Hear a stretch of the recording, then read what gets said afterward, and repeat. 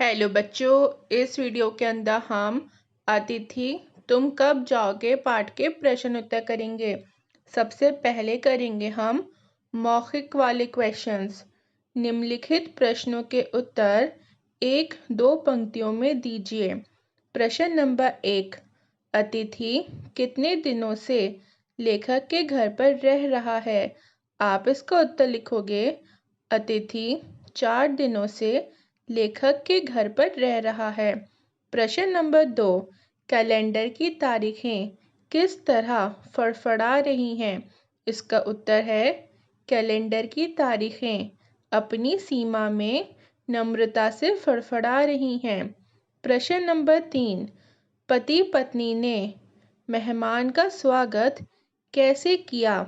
इसका उत्तर आप लिखोगे पति ने स्नेह से हल्की मुस्कान के साथ गले लगाकर और पत्नी ने आदर से नमस्ते करके उनका स्वागत किया।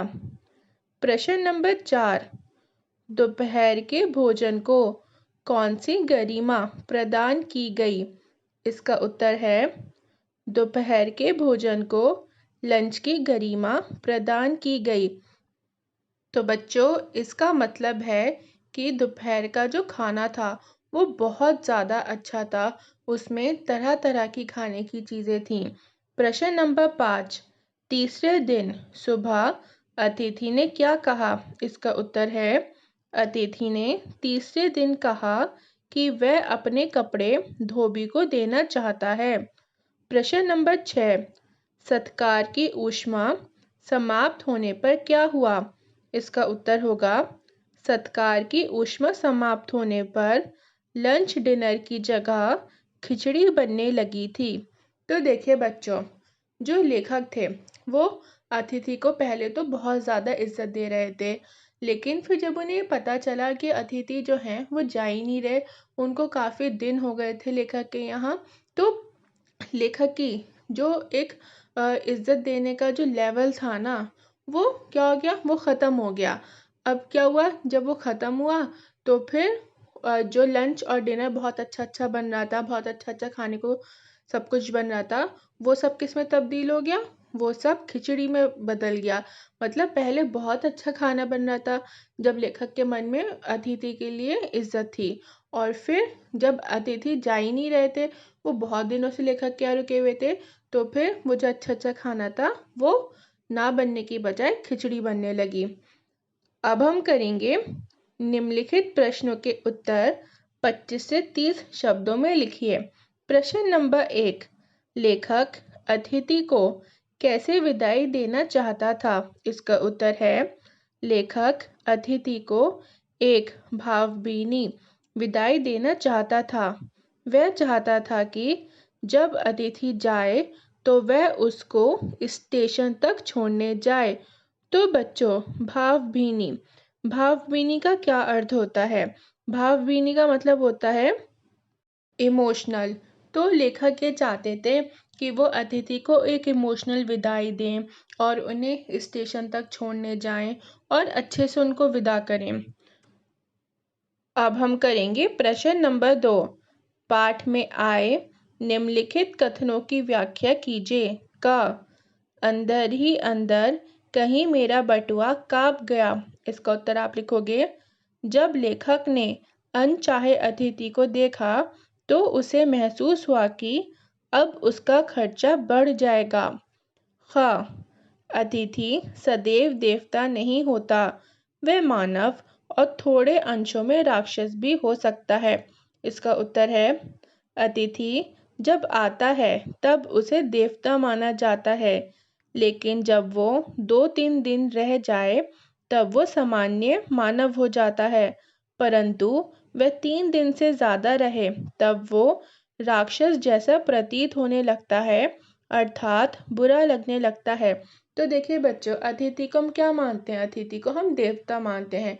तो जब अतिथि आता है, एक दो दिन रुकता है, तो हमें वो देवता की तरह लगता है, हम उसको बहुत इज्जत देते हैं। लेकिन वही अतिथि अगर हमारे यहाँ 2 दिन से ज़्यादा रह जाए तो हम उसको नॉर्मल इंसान मानने लगते हैं।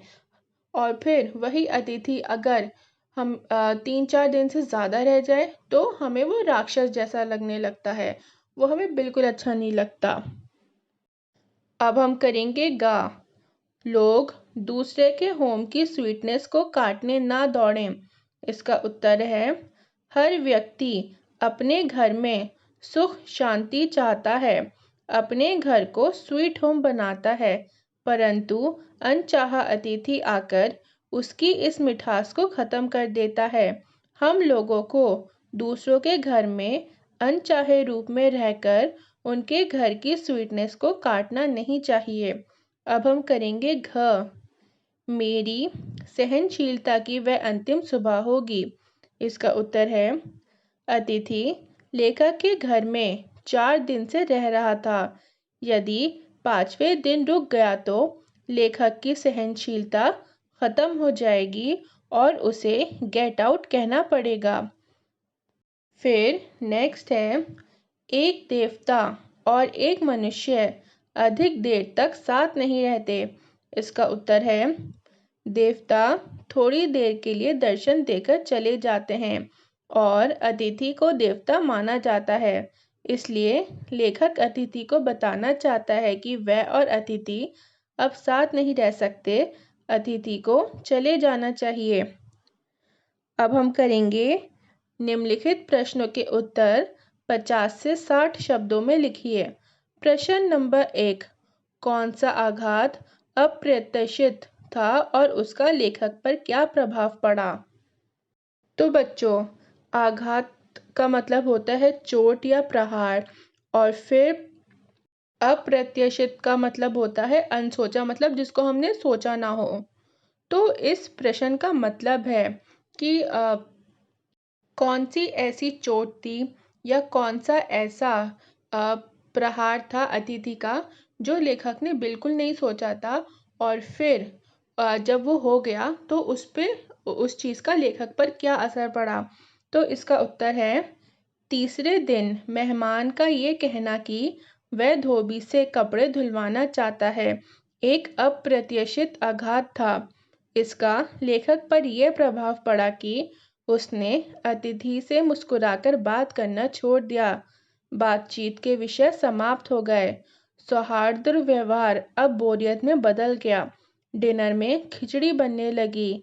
इसके बाद लेखक उपवास तक जाने की तैयारी करने लगा।